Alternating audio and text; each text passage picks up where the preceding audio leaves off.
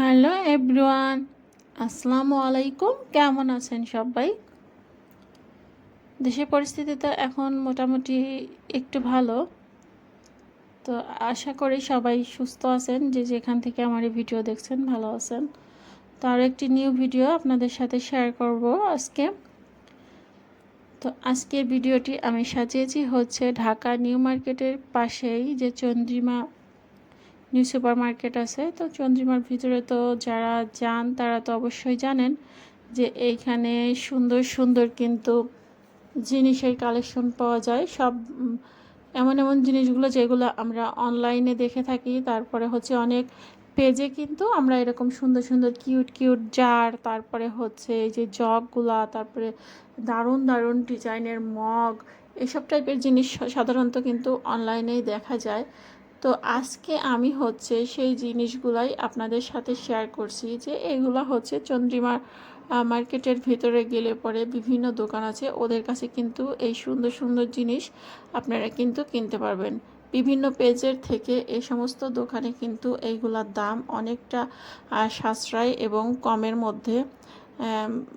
তার কারণ হচ্ছে আমি সবগুলো জিনিস আজকে যেগুলো আপনাদের সাথে শেয়ার করছি, সবগুলো জিনিসের দাম ওইভাবে আমি ওনাদের কাছ থেকে জানতে পারি নাই, তার জন্য সবার কাছে সরি। কারণ হচ্ছে অনেক দেখা যাচ্ছে যে কাস্টমারও থাকে, ওনারা অনেকটা বিব্রত হয় সবগুলো জিনিসের দাম বলতে। কারণ ওনারা বলে যে আমি আপনার কাছে একরকম বললাম, আপনি দেখা যাচ্ছে ভিডিও বললেন, সে আসে সেরকম দাম বলো। তার থেকে বেশি বেটার হয় যে কাস্টমার যদি নেওয়ার ইচ্ছা থাকে তাহলে সরাসরি আসতে।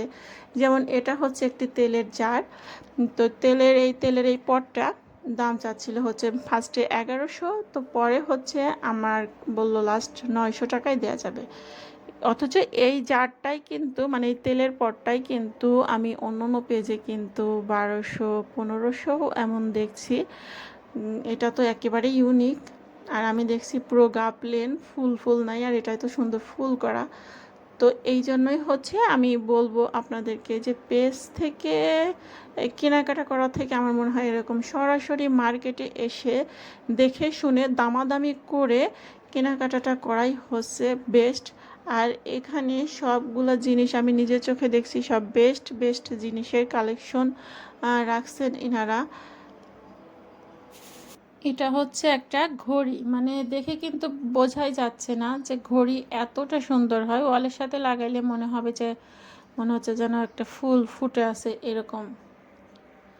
তো ওরা মাত্রই খুলছিল, এই জন্য দামটা ওইভাবে জিজ্ঞেস করি নাই। আমি শুধু আপনাদেরকে একটা ধারণা দিচ্ছি যে আসলে কি কি কালেকশন পাওয়া যায়। যারা যান কন্টিনিউ তারা তো দেখেনি, জানেনি। আর যারা হয়তো এসব টাইপের জিনিস খুঁজেন পান নাই, তাদের জন্যই আমি আজকের ভিডিওটা মূলত সাজিয়েছি।